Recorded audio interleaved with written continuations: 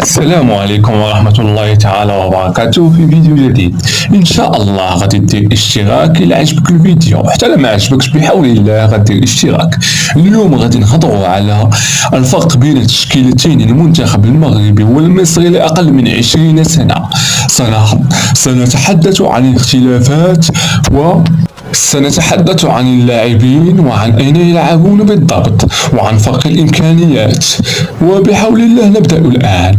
في حراسة المرمى ياسين يانيس بن شاوش ضد أنس تامر. تامر هو لاعب محلي مصري ضد بن شاوش الذي يلعب بنادي موناكو، رديف موناكو. وبطبيعة الحال يتفوق بن شاوش لأنه يلعب في الدوري الأوروبي.